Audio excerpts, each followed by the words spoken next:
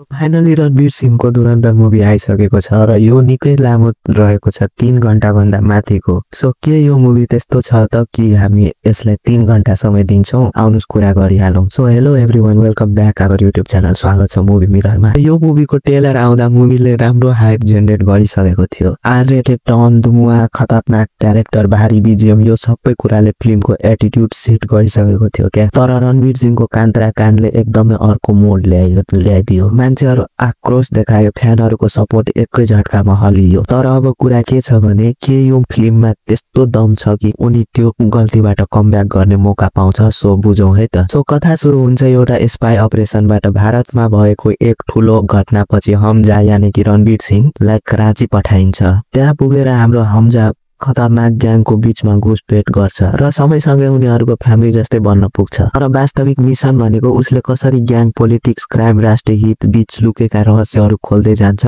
त्यही फिल्मले देखाउँछ। फिल्म पहिलो 2 घण्टा यस्तो अटोमेटिक ब्रेन ग्र्याबिङ छ कि एकछिन पनि बोरिङ लाग्दैन। यदि म क्राइम लेभलको कुरा गरे भने नि मार्को र एनिमल दुवै किड सेसन लाग्छ के।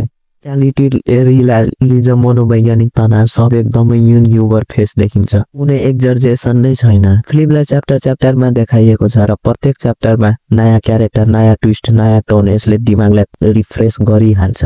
र फिल्म 3 घण्टाको मात्रै भन्न मिल्दैन क्या, 3 अलग-अलग यात्रा जस्तो लाग्छ। सबभन्दा कडा त सञ्जय दत्तको च्याप्टर यार, कमेडी एन्ड टेन्सन पनि बिल्ड गरेको छ। सञ्जय दत्तको कुरा गरिहाले सो परफर्मेन्सको कुरा पनि गरिहालौ। सबभन्दा पहिला त रणवीर सिंहको फुल power, full confidence. Are Madhavan ती आँखाहरू नै इनफ लाग्छ क्या। अक्षय खन्ना चिल intensity, Arjun Rampal danger clam, Rakesh Bedi comedy सिनहरू र सिरियस दुवैमा पर्फेक्ट फिट भएको छ। अब यस्तोमा कसलाई हिरो भन्ने, कुनै एकजनालाई हिरो भन्नै मिल्दैन क्या। सबैजना आफ्नो ठाउँमा राम्रोसँग सेट भएको देखिन्छ। अनि त्यो डायलग हिन्दुस्तान का सबसे बड़ा दुश्मन हिन्दुस्तान ही होता है एकदम फेमस भएको छ। पाकिस्तान तो 2 नम्बर में पड़ता है। राजनीतिक, काला धन्दा, गद्दारी सब कुराले भरिएको छ मुभी। त्यसपछि कुरा गरौँ दोस्रो हाफ, मतलब 1.5 घण्टा अलि ओभर जस्तो लाग्छ।